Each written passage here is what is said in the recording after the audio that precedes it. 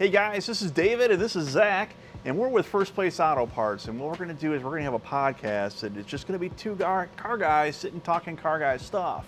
We're going to do it because not only are we enthusiasts here at First Place Auto Parts, but we are a very different group of car guys. Look, I'm a little bit more old school, and you're a little bit more rock and roll, or something like that, as the country song goes. But the reason we're doing this is we just want to share with you guys, and we want to, look, we love this industry, and we are just like you. We buy parts for our cars, we're wrenching on our stuff late at night, and look, we've got a lot of things to talk about, and there's a lot of things to talk about. So we're going to go ahead and get started. This is our first one. We hope you enjoy it. If you have any comments or questions, please let us know, or if you want some things that you want to know about or talk about later on in a future episode, let us know that too, and I'm sure Zach will let us know where you can do that. Yeah, absolutely. Yeah, so if you have any questions, put them down in the comments below, or you can follow us on social media on Facebook, Instagram, Twitter, LinkedIn. We'll be happy to take your questions anywhere.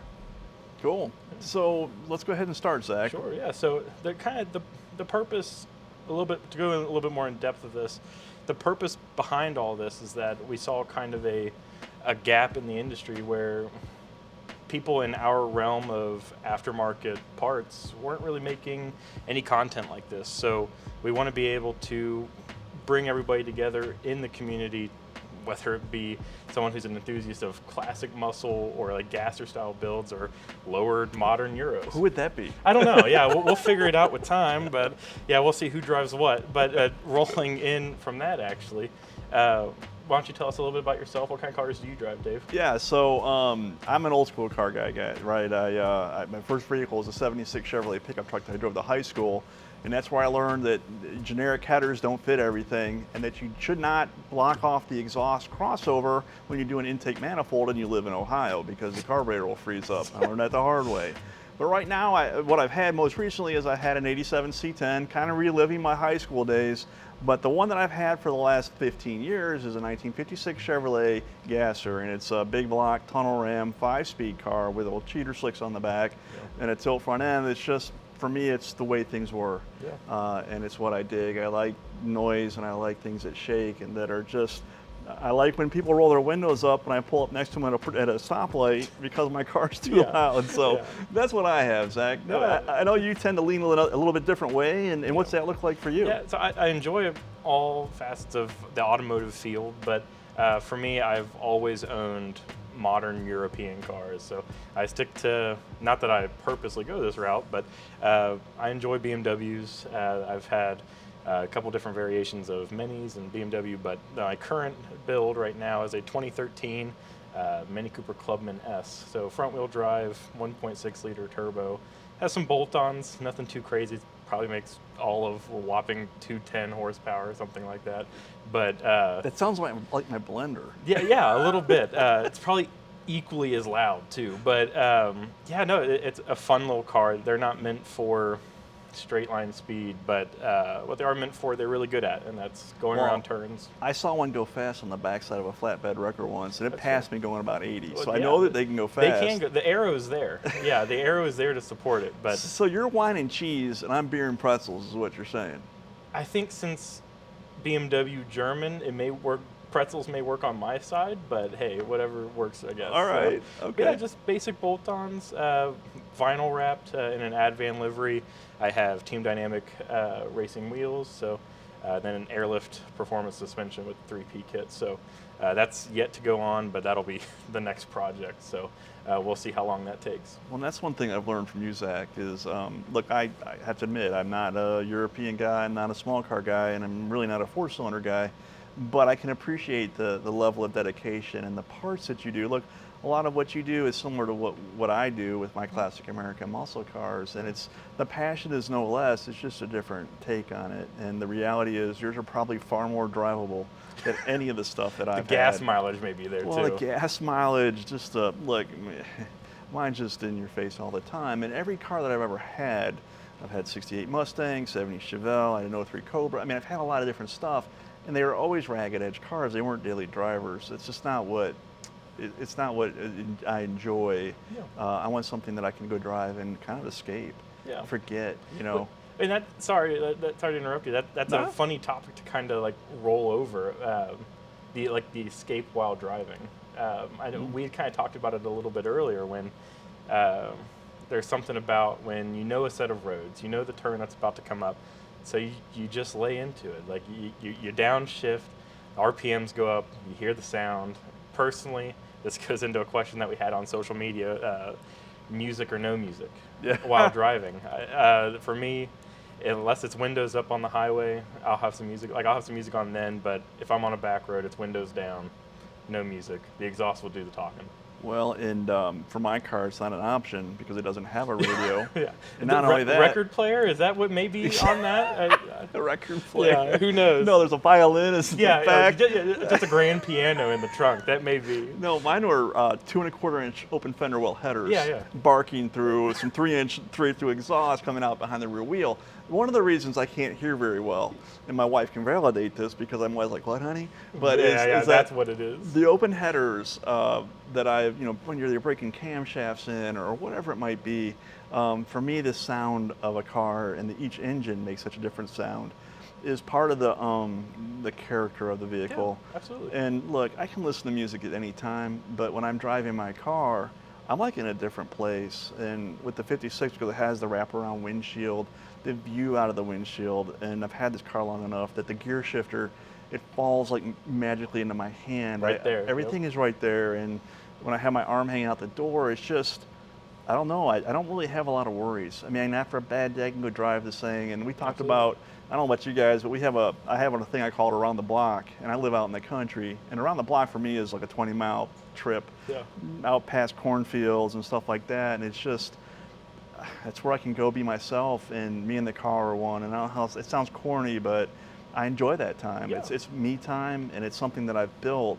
And I have the confidence because I built it that if anything goes wrong that I can fix it. Mm-hmm. But it always takes care of me, and I always take care of it. And sometimes it may be a little bit more than the other. But yeah, well, sometimes it's it bites me, but yeah. Yeah, and it's funny too because I also have like my what we call the loop, and it takes like 35 minutes if I'm getting into it. 45 minutes if there's some like cyclist or something. But now, does getting into it, is that all 140 horsepower? Whoa, I got a little bit more than that. But yeah, no, it's just one of those things where the time spent going around, it's nice of, even if it's in isolation by myself going around, or even if my wife's there with me, I'm grateful that my wife enjoys the hobby as well. So I don't know if everybody can say that. Your wife goes with you? Yes. So there are some times where I'm like, honey, I'll be back. And I go around my loop, but like during the summer, like especially with COVID, with the lockdown and everything like that, there was times where she was working from home and I would get off work and she's like, okay, we gotta go do something. I just need to get out of the house. And so we would go do the loop, and it goes past a body of water with like a dam, and so there's some really cool moments that you can just kind of ingest the scenery and be behind the wheel. And that was actually, there was a scene in Ford versus Ferrari where you hear Matt Damon playing Carroll Shelby just talking about how at 9,000 RPM, it's different. You're part of the car, you're moving through. Yep. Now my car doesn't go anywhere near 9,000 RPM, but I get the feeling. Mine only does that when I miss a shift. Yeah. Not supposed to go up there, but so your wife, it's a topic that we hadn't talked about, but so your wife is part of this hobby with you. Absolutely. See, my wife, and I've been married for 28 years, and I love my wife, but she's not really a car girl. I first met her at an apartment complex we both lived at, and she worked second shift at a hospital.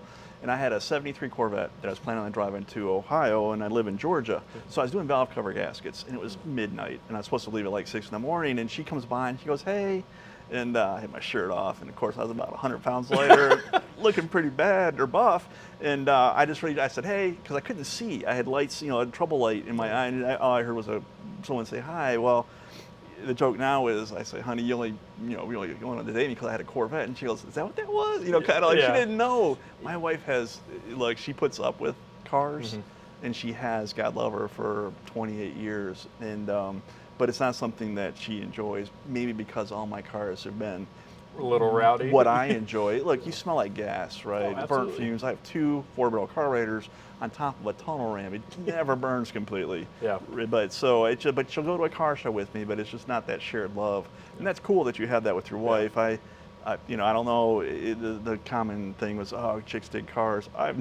I've never found that to be the case ever. Yeah. I've never had a girl come and say, oh, I love your 70 Chevelle. Well, yeah, that's like the thing of, oh, I go to the gym for the ladies. And it's just like, yeah, you go to the gym and all these guys are like, wow, that great lift. That was good stuff. Right. Cars are the same way. You pull up to a car show, very rarely is the girl going to go, wow, this SS looks great. Well, it's neat that you can enjoy that with your wife. I don't know how many of you guys do that as well. I've been a little envious of couples that have enjoyed, the car thing together, but the reality is it happens for some and it doesn't for others, I guess. Hey, that's how it goes sometimes. I'm going to live vicariously through you, through that part of my life now. Yeah, no, I mean, and it works out really well. She doesn't have a major project car right now. Her daily driver has like lowering springs on it. We have some Ford OE wheels that we're going to powder coat black, but nothing too crazy. She hasn't gotten into it to that point yet. I think I do enough spending for the two of us, but... Boy, isn't that the truth? I mean, it's not an inexpensive hobby. Not by any means. Speaking of, if you need parts, fpautoparts.com is the place to go. Sorry, had to. That's where we work. It was a perfect lead way. But talk about where we work. Yeah. What do you do for the company? I am what the title is marketing content manager. So basically, in this day and age, how we interact with our customers and how we reach people with product is through social media, through YouTube videos.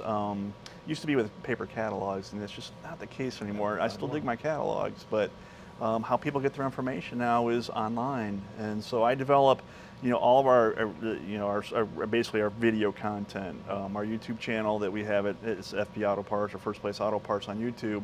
We've got about 120 videos. We put out about 2 a week or so, how to install. New product reviews, car guy stuff. We go to a lot of shows. I love drag racing, which is kind of part of the name of our show here, which is Between the Rails. Yeah, Between the Guardrails. Between the Guardrails, and at the end of each video, I end each video with, hey, keep the hammer down and keep it between the guardrails, which is an ode to drag racing, right? The hammer being the gas pedal.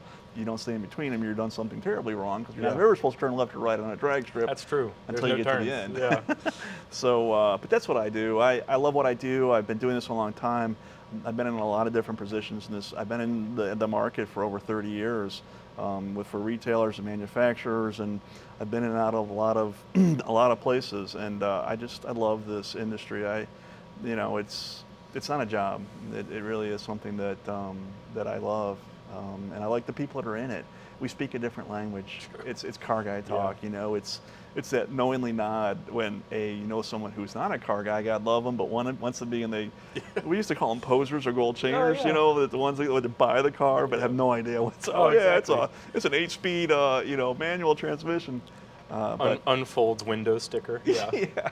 Well, look, those guys are. I love the fact that they like cars, but car guys talk a different talk.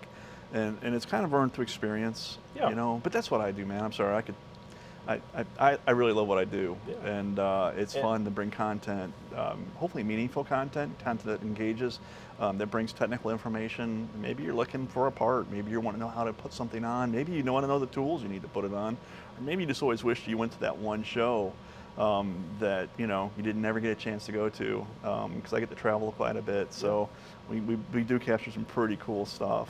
And we put it on that YouTube channel. Yeah, so I have going off of like what you just said, I have 2 little side points. Dave has had the pleasure to work with some industry leaders. There's one that I enjoy the story. There is a video that talks about this as well on our YouTube channel, but could you give us a Spark Notes version of your time working with Chip Foose? Yeah, that was pretty cool. So I did get to do an overhauling episode, and it was called America's Biggest Beater, where they picked the worst car out of America, and it was a 70 Camaro. It was a white Camaro. It had hooker side pipe headers on it and stuff. And I can tell you that the cars get built in a week. Chip Foose is everything you see on TV. He's very engaging, and the guy is a tireless worker. He's there.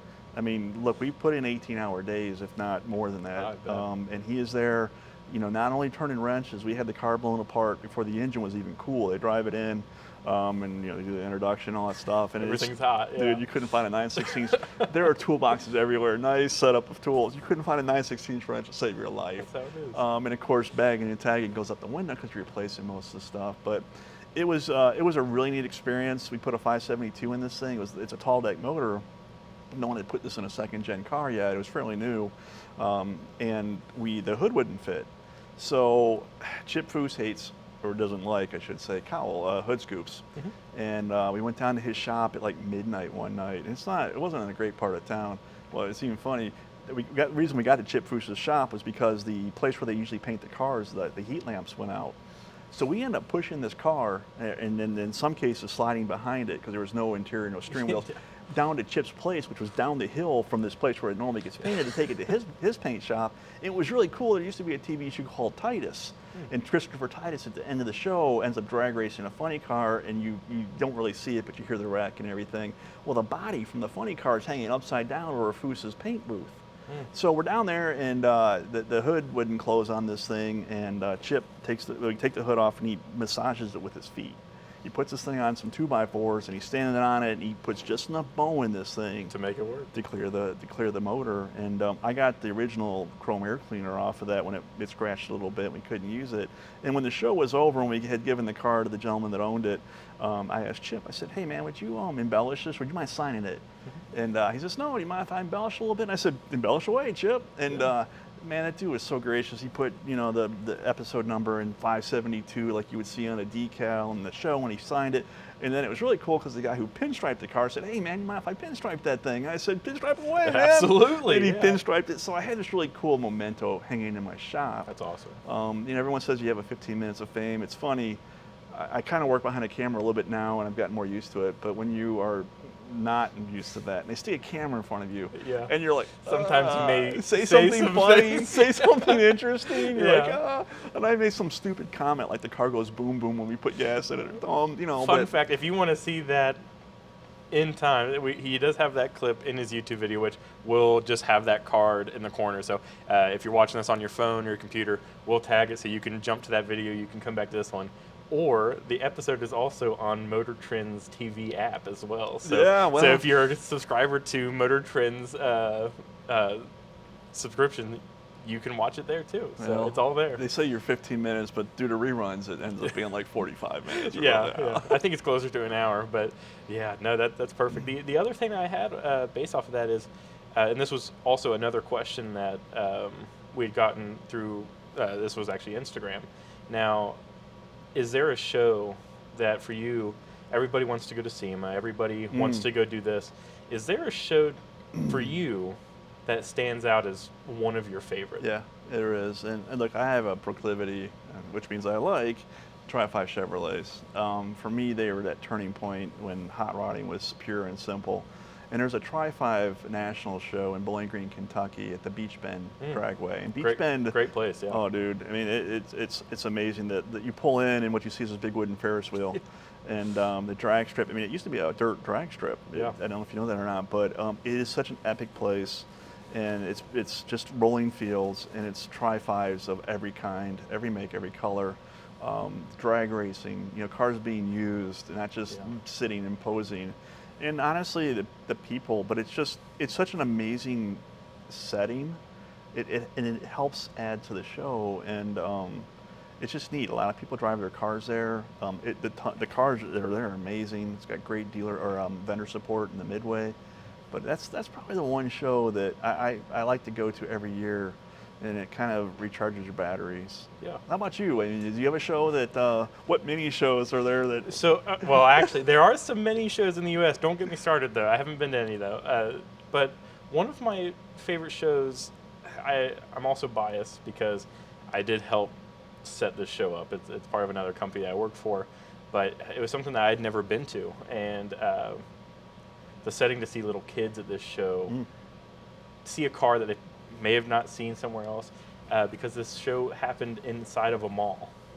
And so we called it Mall of Stance, and we got there before the crowds came into the mall. We loaded 55 cars inside of a mall, and we also had an outdoor area as well. So people pulled up, they saw the outdoor car show, and they're like, "Oh, wow, this is really cool." And then they go in to go buy some shoes or something, and there's all these cars just right in the middle. Kind of a surreal experience, right? And it was one of those things where everybody likes to see a kid go up to their car and go like, this is really cool. Yeah. And because I think all of us can kind of reminisce on the fact that we were that kid at one point. But all of us had that favorite Hot Wheel that wanted to go fast on the track. Interesting is you really don't realize how cars impact people. Yes. I often thought that there's something innate, especially in guys, about a car and the way it, especially a car that's got a camshaft and hits a lick, as we say, Yeah. or maybe it's a slammed pro touring or a Mini Cooper that's well done with all the, as kids we remember those things, and I can't put my finger on exactly when I knew I was interested in cars. I just know that it happened at an early age, and it was something that it was like awe-inspiring, and it stuck with me forever. Yeah. And you're right. And now you talk about cars in a mall, and all I can think of when you say that is the Blues Brothers. Yeah. When they're driving the car through Right the mall. through everything. Yeah. I've always wanted to do luckily, that. it wasn't that intense, but it was a super interesting process. That's neat, man. Of course, like you have that. Was that a 12-year-old wintertime question. show? No, or? this was Really? I think like late fall, Wow. and so it was great fun, and so it was really cool to have people that don't go to car shows for whatever reason. Maybe they're just not car enthusiasts.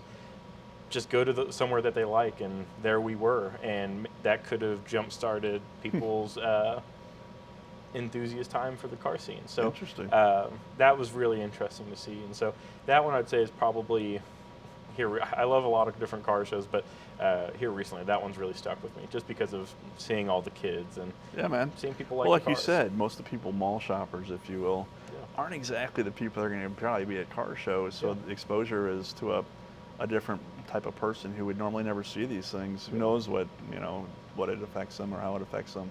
Mm-hmm. Yeah, and that's the thing. Like you had said, who knows when someone's point really starts of like, oh, that was the car that made me love cars. But hopefully, it's one of the good events that people stay to the good standard of what the car community is. Yeah, man.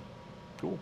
Yeah, and then so a little bit about me, but Please. yeah, come on, Dave, let What? me talk. Let me have my 15.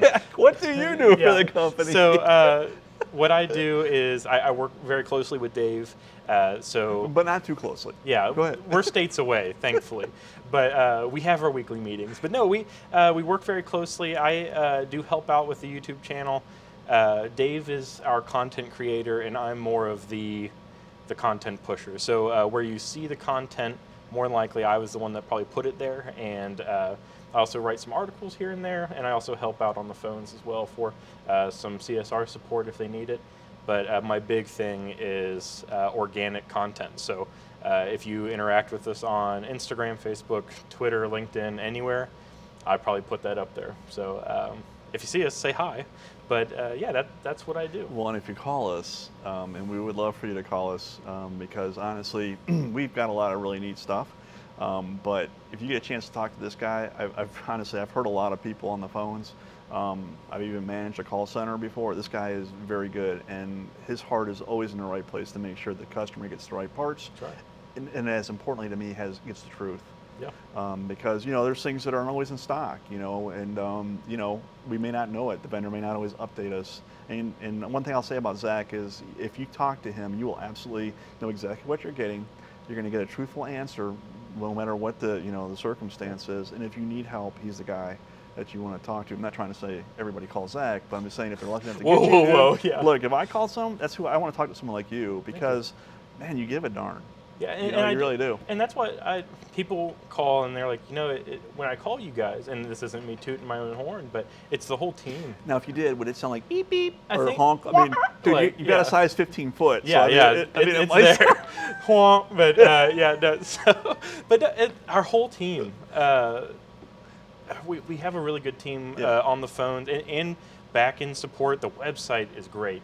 It's very easy to use on our side, and for you guys, like the customer side, it just works really well. It's easy to find things, and if you need help finding something, you call one of us.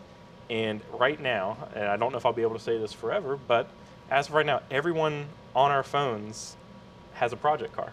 Right.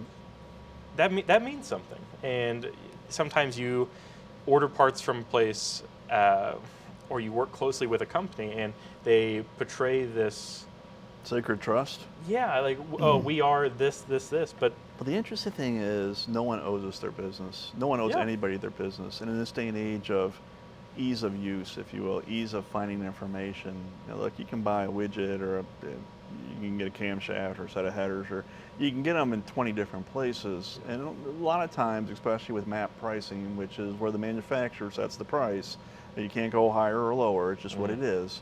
The pricing is going to be the same. So, it's got to be something more at times. Yeah. And I'm always looking when I buy stuff, and I've got a lot of different. I got cars and side-by-sides and dirt bikes and boat. And I buy. Okay, I get it. Well, I guess what I'm saying is I buy a lot of parts. Yeah. When I change oil, it takes on a different proportion. Yeah. At my house, but I'm looking to build a relationship, whether it's intentional or not, because I want the confidence to know that I got a good deal, that I'm going to get my parts, and if there's issues, most importantly, that they take care of it. Yeah, communication. Because not everything always goes right, and it's not always with the part. It can be with the shipping, or the UPS backed over it and they give you a box that's split open and have the parts. Stuff like that happens, unfortunately. And for me, there's value in that, knowing that I can trust the company that I'm buying stuff from. And the reason we're really hammering this, we're enthusiast guys, is because we've been there. We do buy parts. We understand, and I'd like to think that's what makes us different. Yeah, and really that's what I tell people on the phone, is that we've been on the other side of the phone. We've had to call because, hey, we said it was going to be out then. Where is it at? Like, we've had to be there. So we understand. Yeah, it's just a neat place to be. It's a lot of fun to work here because we always have the customer's best interest at heart. Yeah. Always. Yeah. So my last question that I have from Too many questions, Yeah, too many questions. I'm sorry. My head's only this big, I can't remember. This is more of a true or false statement, like to see if you agree with it. Ooh. I personally do. I agree with this statement. I think a lot of people that will watch this probably will, but if you don't agree with this, say true or false on the comments. But true or false, all race cars are show cars, but not all show cars belong on the track. All race cars are show cars. I'm going to say no. No, you don't. See, have you ever seen a dirt track race in Georgia, in the South? What? Dude, I'm telling you, these cars get hammered. And I will say, like, you want to define race car? So for me, any type of motorsports vehicle, but for me, like, so I go to a local Cars and Coffee when it's happening, like right now we're out of season. Of course you do. They drink cappuccino and these Okay, Mini Cooper, but so we're in Southern Ohio. There is the Southern Ohio Forest Rally, not far from us, about an hour away. So we have some rally cars around here. Rally cars that are fully caged. They are built to spec. So real rally cars. They are genuine rally cars. They come out and they're dirty because they're rally cars, but they still belong there, to me anyways. Now, don't get me wrong, this isn't a car show to where it's like, points for all parts being original, numbers matching. It's not that type of show, but I don't know. For me, race cars still belong in the show because of the built to spec. Oh, I like race cars if they're in a show. Don't get me wrong. I thought the question was, are all race cars show cars? And that to me is, but I love to see the technology that's, whether it's a dirt track or an LMP car or a Le Mans car or a rally car even. The ingenuity and the creativity that these guys bring to the race cars to push the envelope and also do it safely is nothing short of stunning to me. And look, we don't build cars not to be seen, and we love looking like a race car. We like drilled and slotted rotors. We like, that stuff that on the street, but it visually is very cool. And I love looking at what other people have done with race cars. Absolutely. Yeah. So I'm going to say maybe. Maybe. Yeah, depends on motorsport, depends on the show. No, I dig race cars, and I love to see what people have done. It's just so unusual to see someone bring it to a show because those guys are always so busy preparing. Yeah. I mean, well, you're either racing or you're fixing. Yeah, exactly. So, but yeah, that's a good question. Yeah.